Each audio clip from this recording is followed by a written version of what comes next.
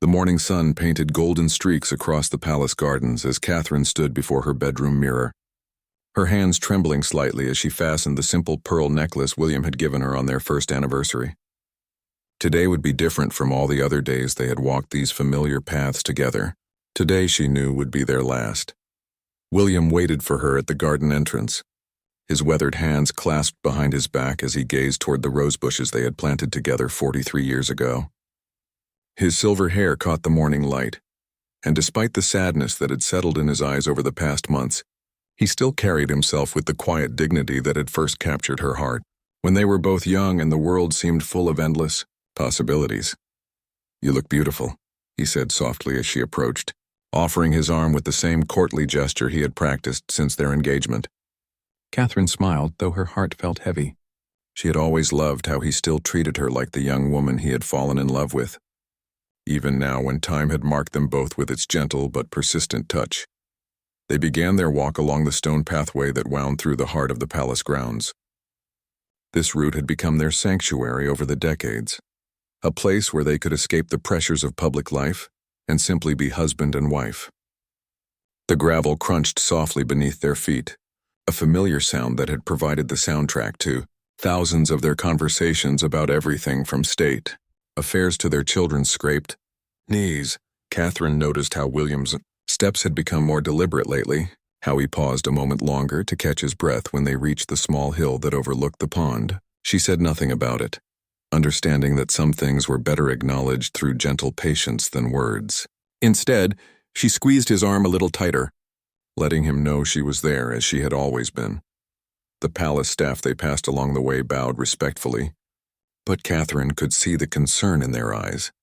Word traveled fast in these ancient halls, and though nothing official had been announced, everyone seemed to sense that something was changing. The gardener's wife dabbed at her eyes with her apron as they walked past the greenhouse. The young footman, who usually smiled brightly at them both, looked away, his jaw tight with emotion he was trying to contain. As they rounded the corner near the memorial fountain, William stopped walking. He stood very still for a long moment, his gaze fixed on the inscription carved into the stone that honored those who had served the crown with loyalty and love. Katherine felt his arm tense under her hand, and she knew he was thinking about legacy, about the weight of duty that had shaped their entire life together.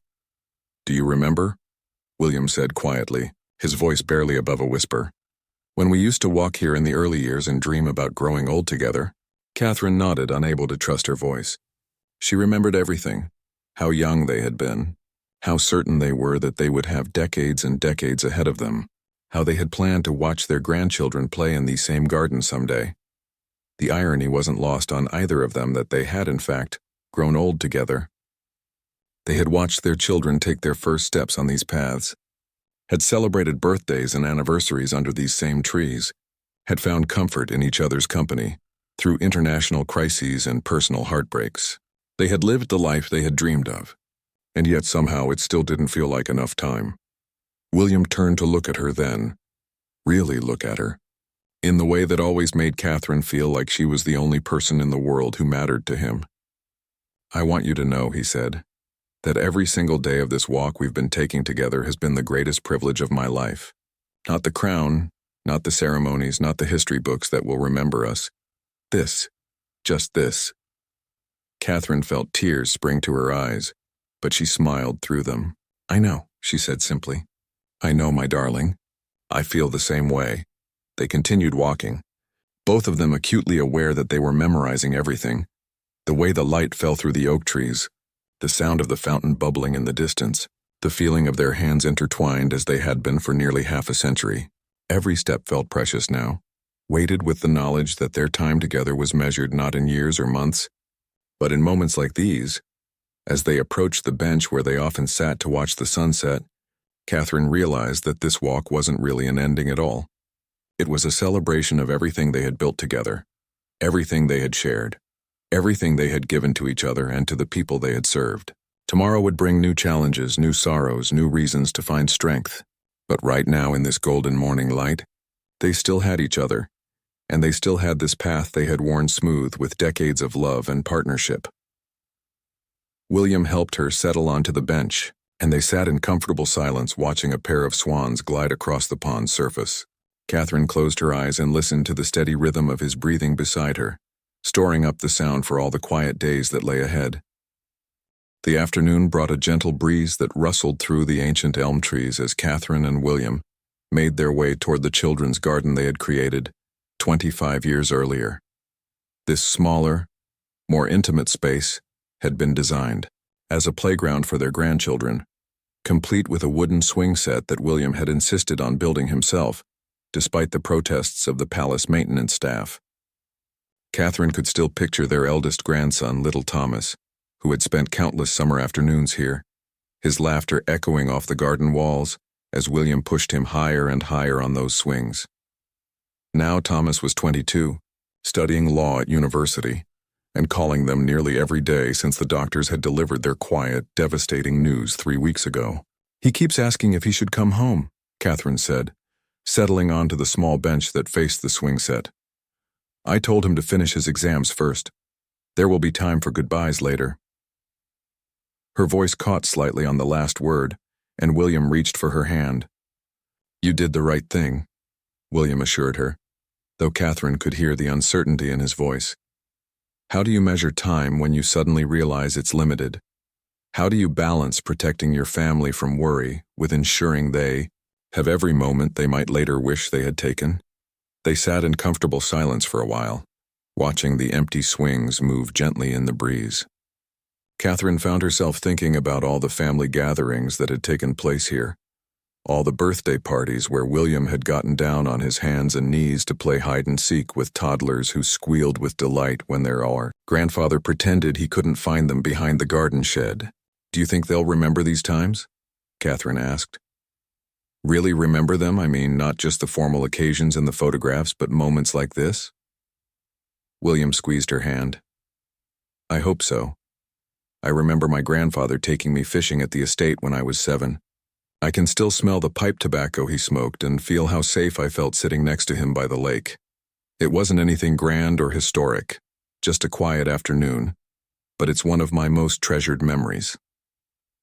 Katherine smiled, thinking of her own childhood and the grandmother who had taught her to paint watercolors in the conservatory every Sunday after church. Those peaceful afternoons had shaped her understanding of how love could be expressed through simple, consistent presence.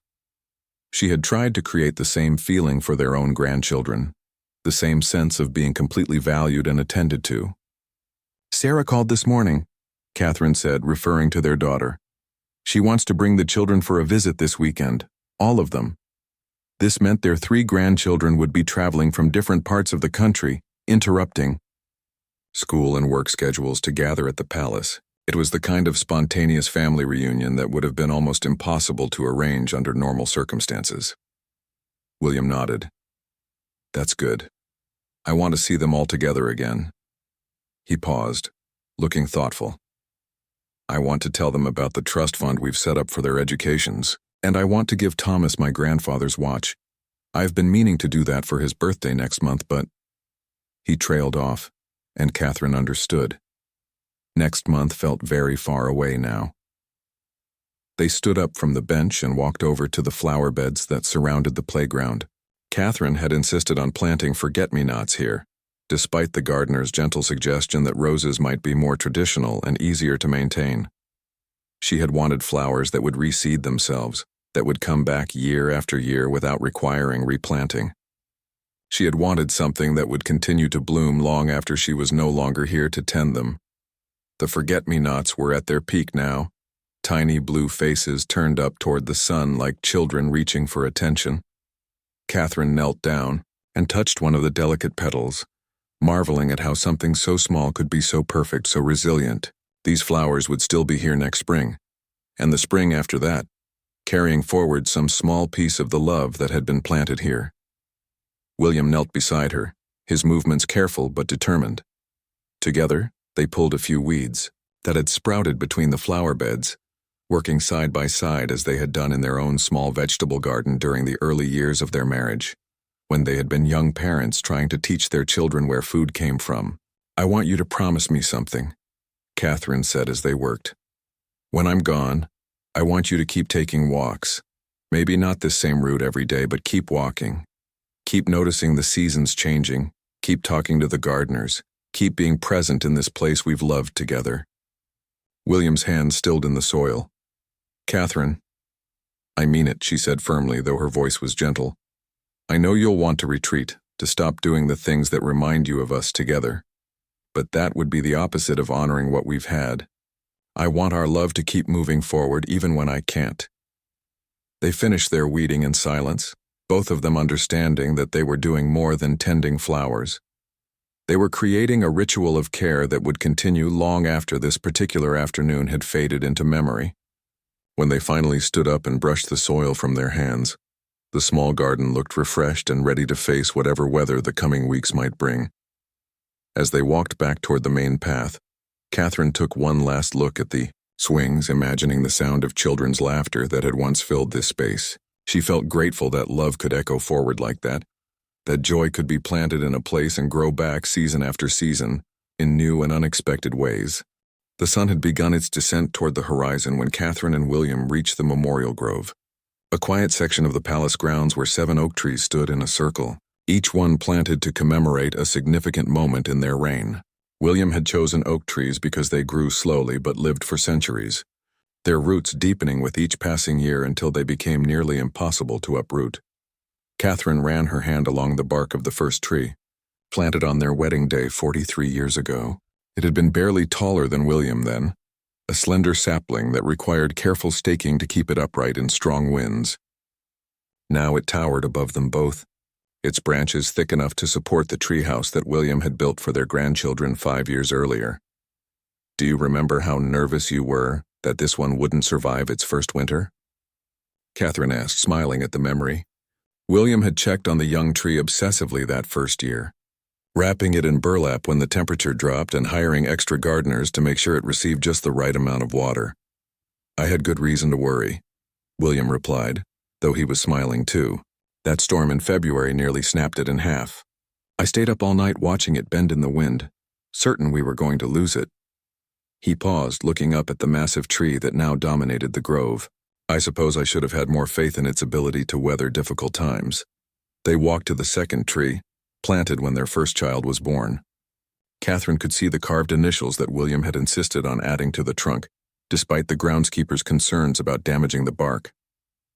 Time had healed the cuts, and now the letters were barely visible, incorporated into the tree's natural growth patterns like old scars that had become part of the body's story.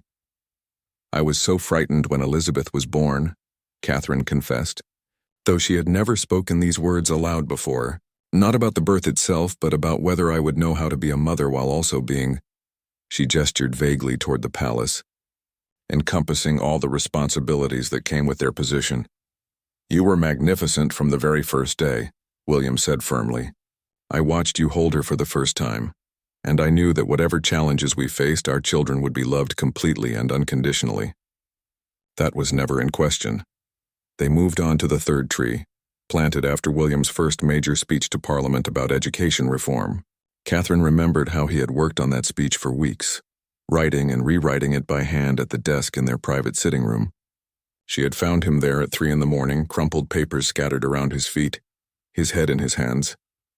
I don't know if I can do this, he had said that night. I don't know if I have anything important enough to say. Katherine had sat beside him and helped him find his voice, encouraging him to speak from his heart rather than trying to sound like the kings who had come before him. That speech changed everything, Katherine said now, touching the rough bark of the tree. Do you know that Mrs. Henderson from the village school still quotes from it when she talks to new teachers? She says you gave her permission to believe that education could be revolutionary, not just traditional. William looked surprised. I had no idea it had that kind of impact. I was just trying not to embarrass myself in front of Parliament. That's why it worked, Katherine said. Because you were being genuine, not performing. People could tell the difference. The fourth tree had been planted after their silver anniversary, when they had renewed their vows in a simple ceremony in the palace chapel.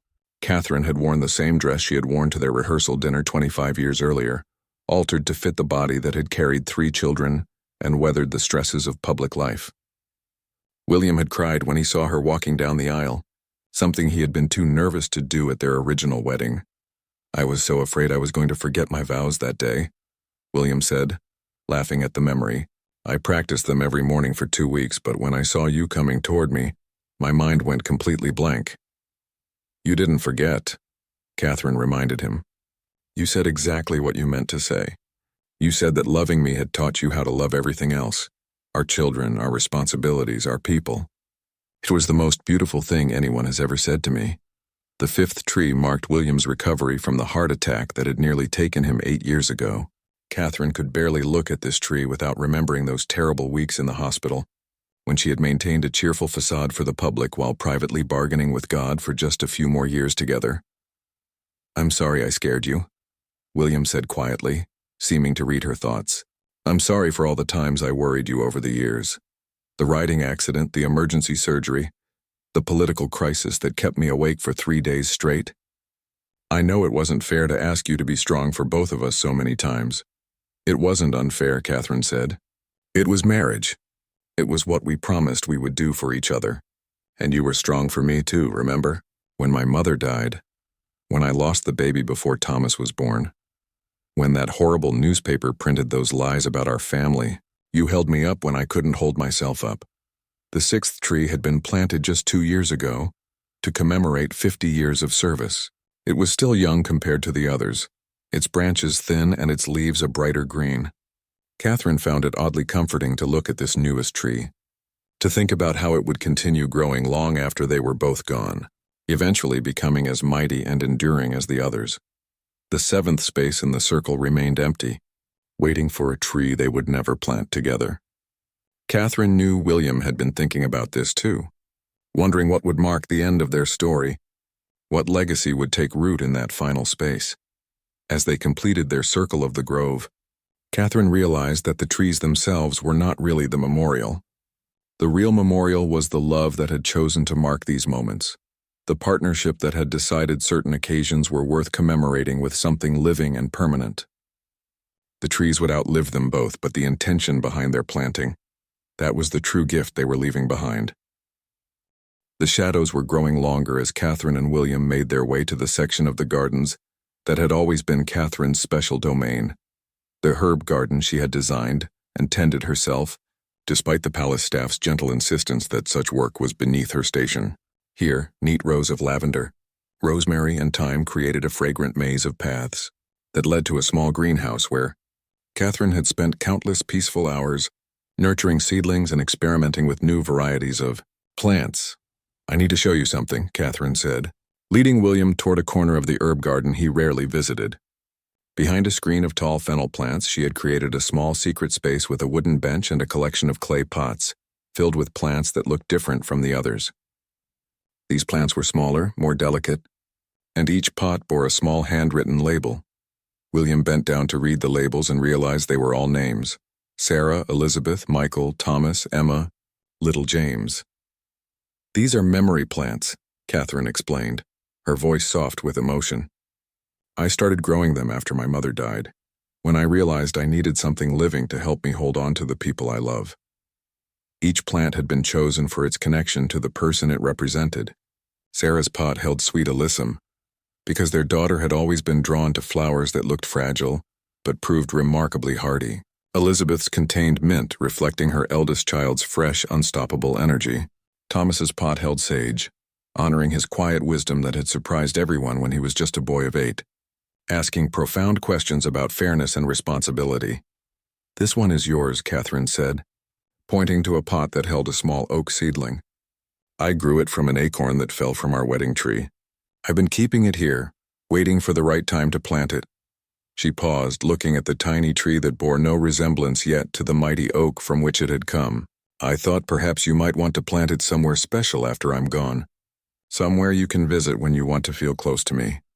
William's eyes filled with tears as he touched the small leaves of the seedling. Katherine, I don't know how to do this without you. I don't know how to be me without being us.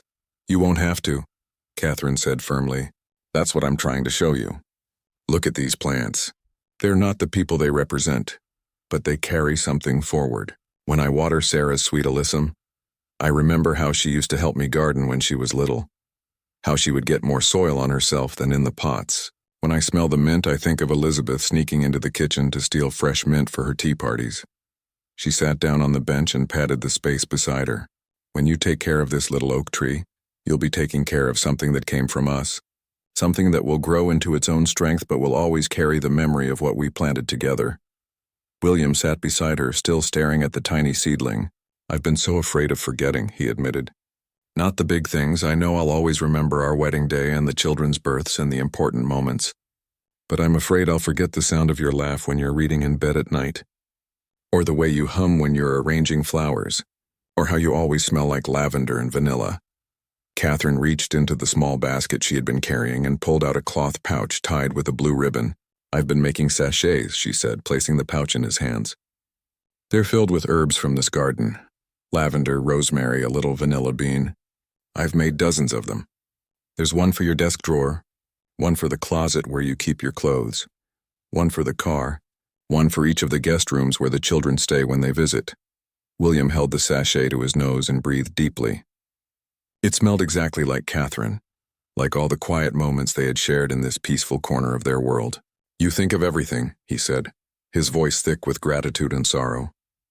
I've had time to think, Katherine replied. The doctors say I probably have 3 months, maybe 4 if I'm lucky. That's not very long. But it's long enough to make sure you have what you need to remember us well. They sat in silence for a while, surrounded by the scents of the herbs that Katherine had tended for so many years.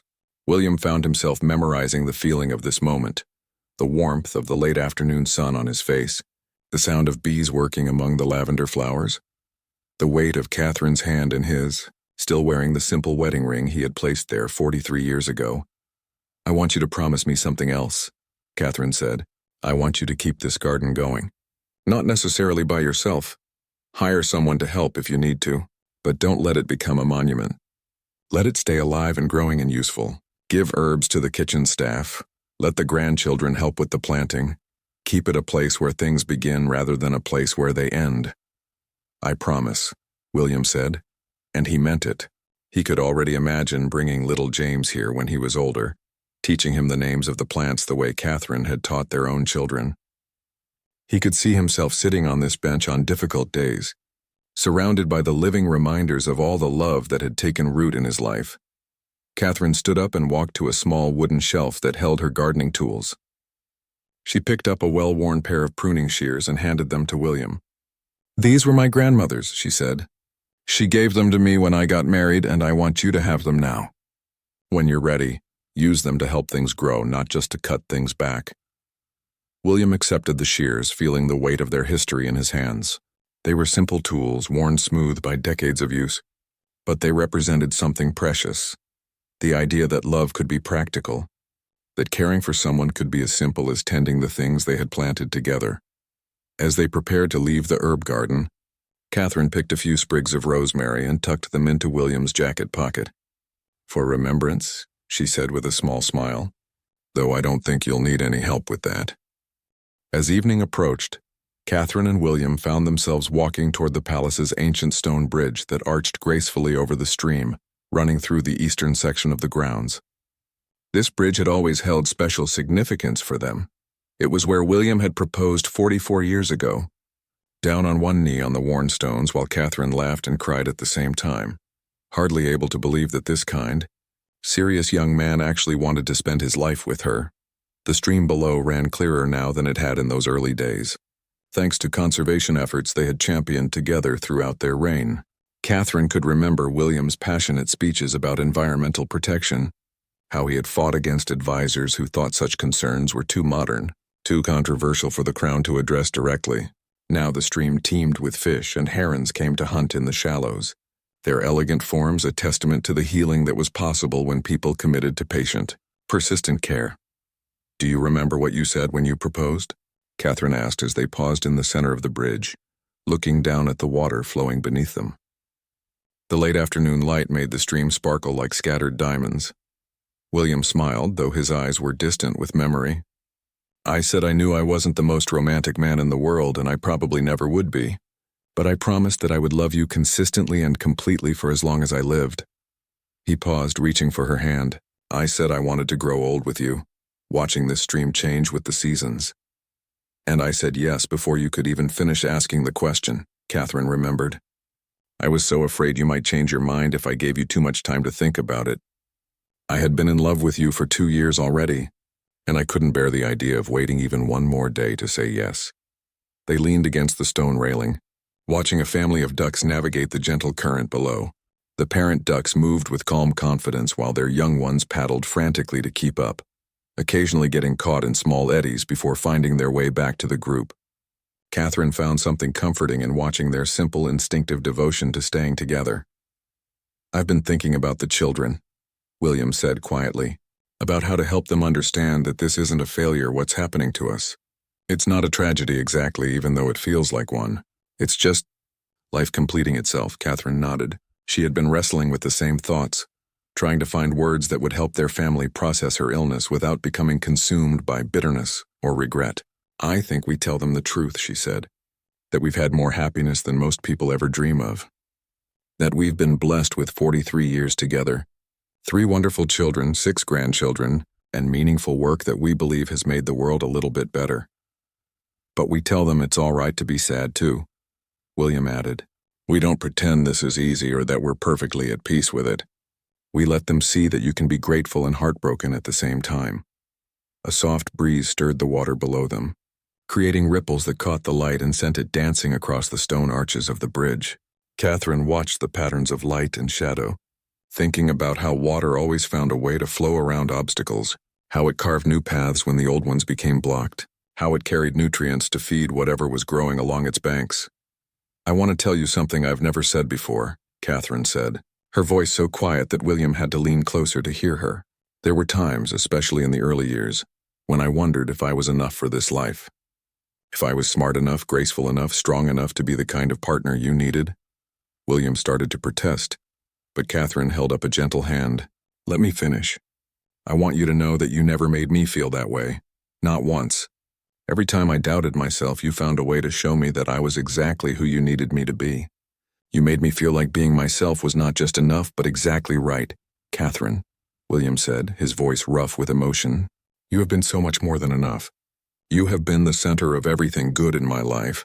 Every decision I've made, every speech I've given, every moment of strength I've found when things seemed impossible.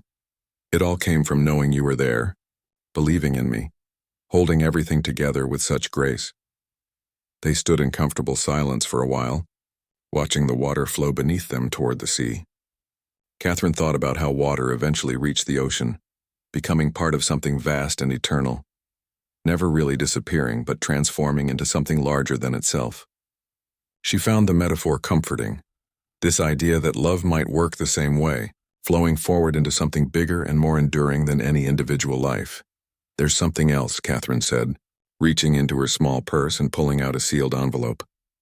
I've written letters for the grandchildren, one for each of them to open on their wedding days.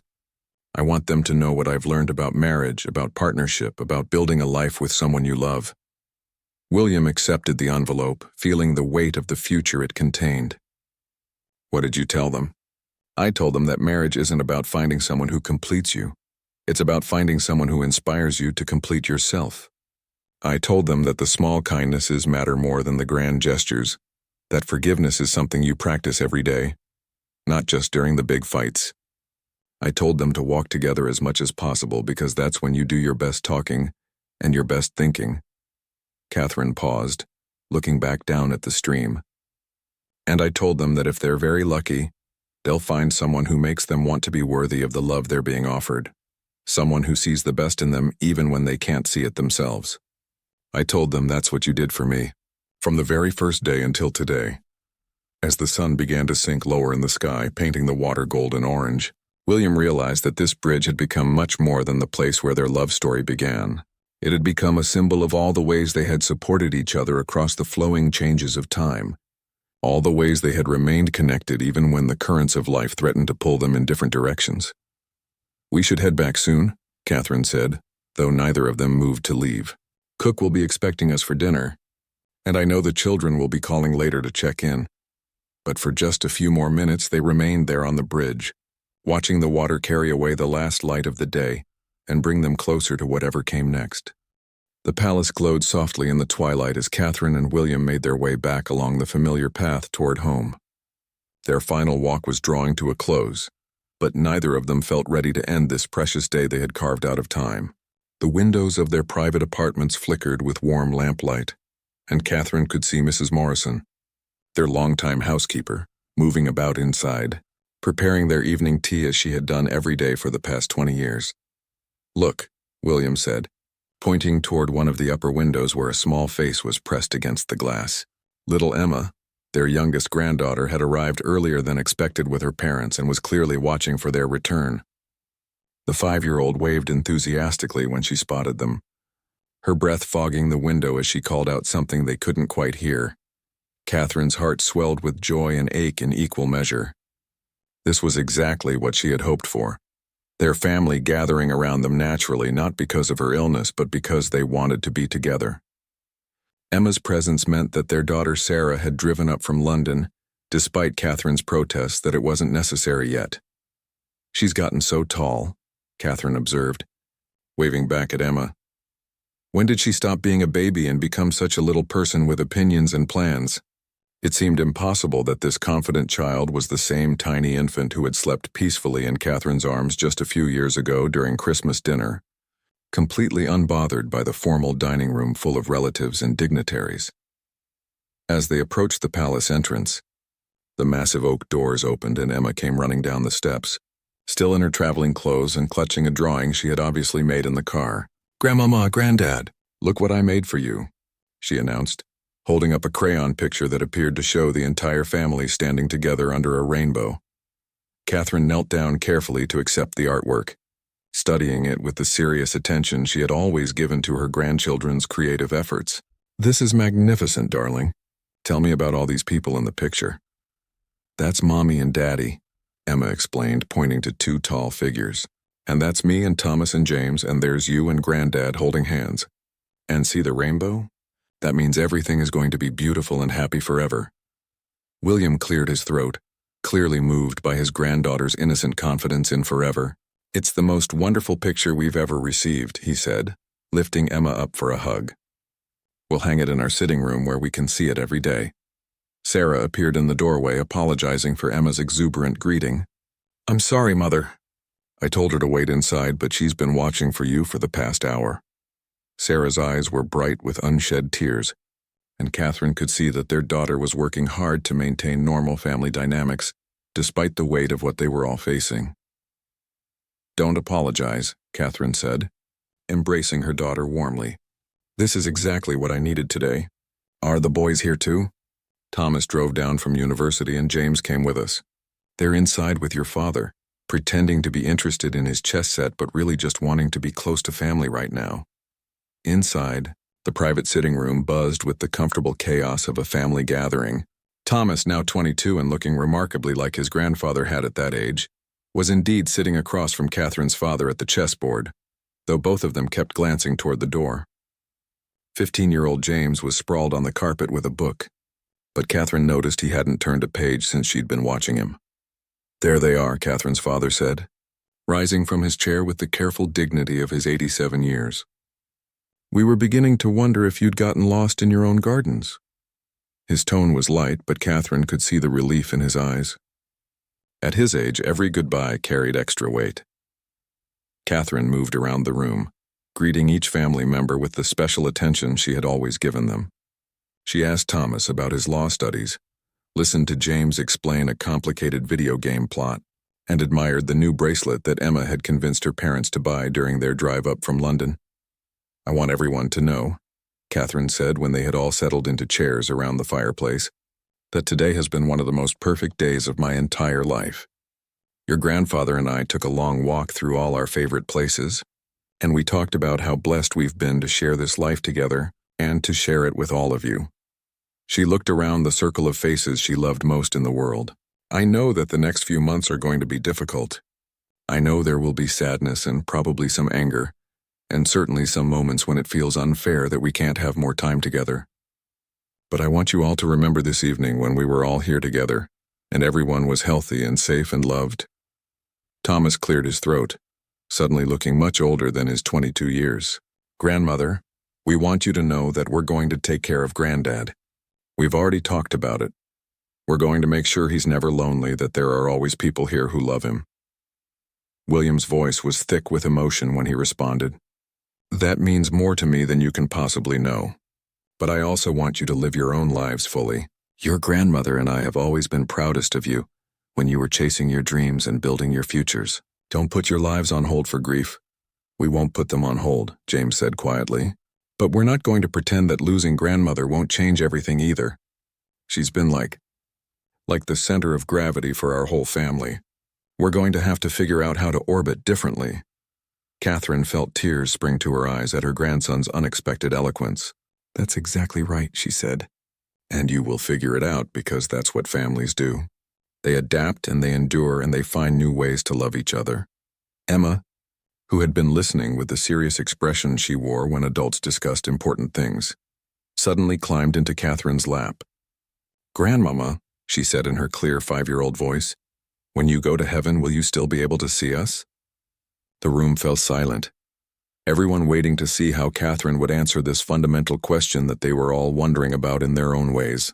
Katherine held Emma close, breathing in the sweet scent of her granddaughter's hair, thinking about all the different ways people could remain present in each other's lives. "I think," Katherine said carefully, "that love is the strongest thing in the universe. Stronger than distance, stronger than time, even stronger than death. So yes, darling, I believe I'll still be able to see you in all the ways that really matter. Will you see me when I learn to ride a bike without training wheels?" "I'll see you," Katherine promised. "Will you see me when I graduate from university?" "I'll see you," she said again. "Will you see me when I get married someday?" "I'll see you. And I'll be so proud of the strong, kind, beautiful woman you've become."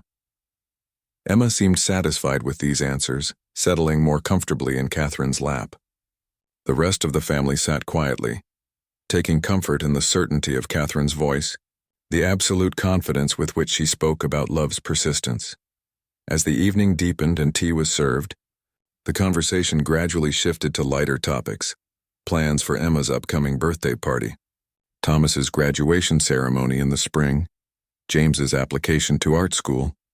Katherine participated fully in these discussions about the future, asking questions and offering suggestions as if she expected to be there for all of it.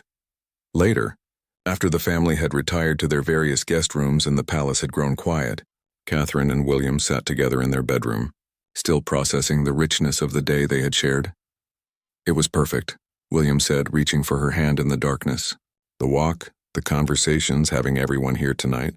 If this had been our last day together, it would have been enough." "But it wasn't our last day," Katherine reminded him gently. "We still have time.